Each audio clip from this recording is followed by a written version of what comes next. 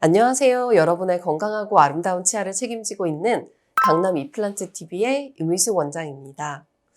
여러분, 무리한 다이어트가 우리 건강에 안 좋다는 거는 많이 알고 계시죠?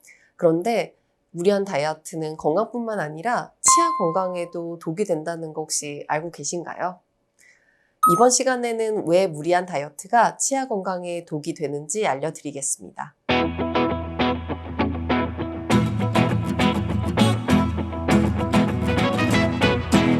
요즘 거리두기 해제와 해외여행 가는 국가가 늘어나면서 다양한 장소로 여행을 떠나시는 경우가 많아진 것 같아요. 하지만 지난 몇 년간 코로나 사태로 인해 활동량의 감소로 많은 분들이 체중이 늘어나게 되면서 여행을 준비하시는 분들에게 걸림돌이 되고 있습니다. 그래서 많은 분들이 체중을 줄이기 위해서 다이어트가 절실해지고 또 다이어트에 대한 관심도 늘어나고 있는 것을 여러 곳에서 확인할 수 있습니다. 하지만 단기간에 극적인 다이어트는 신체를 혹사시키는 행위인 거 알고 계시죠? 식사와 운동이 균형 잡히지 않은 무리한 다이어트 계획은 신체 건강에 악영향을 줄 수 있으며 치아 건강에도 상당히 좋지 않은 영향을 줄 수 있으므로 주의해 주시는 것이 좋습니다. 자, 그러면 무리한 다이어트가 치아 건강에 악영향을 끼치게 되는 이유를 말씀드릴게요.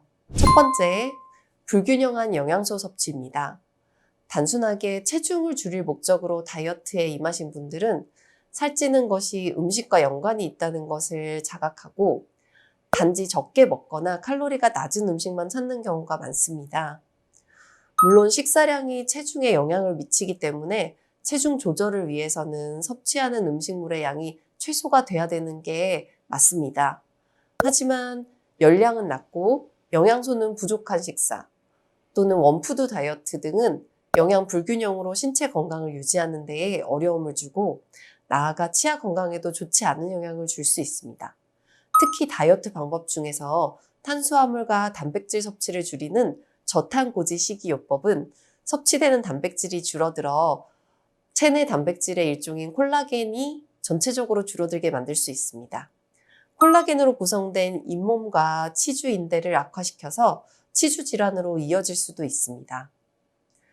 그리고 식사로 줄어든 영양분을 보충하거나 효과적인 다이어트를 위해 보조제를 섭취하더라도 효과를 나타내는 과정에서 과도하게 배출되어 잇몸 건조증을 야기할 수도 있습니다. 두 번째는 몸에 맞지 않는 무리한 운동입니다. 체중을 조절하기 위해서는 식사 외에도 운동을 해서 몸속 지방을 연소해주는 과정이 같이 병행되어야 합니다. 이때 어떤 방식으로 운동을 하고 또 운동 방식이 본인에게 맞는지 또한 주의 깊게 살펴주는 것이 좋습니다.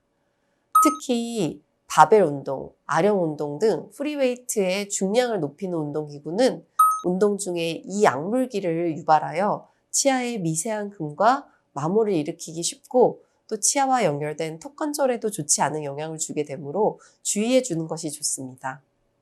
세 번째는 구토를 통한 거식 행위입니다. 아예 식사 자체를 거부하거나 다시 뱉는 행위는 신체적으로 굉장히 좋지 않은 영향을 줄 수 있습니다.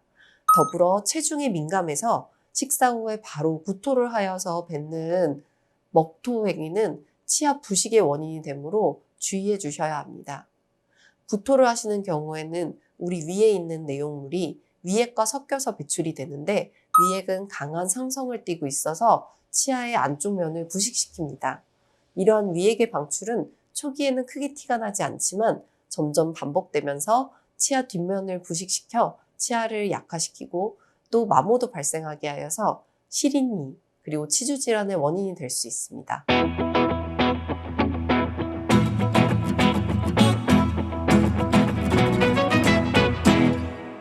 다이어트는 남에게 보이기 위해서 하는 것보다 자기 만족을 위해서 하는 경우가 대부분입니다.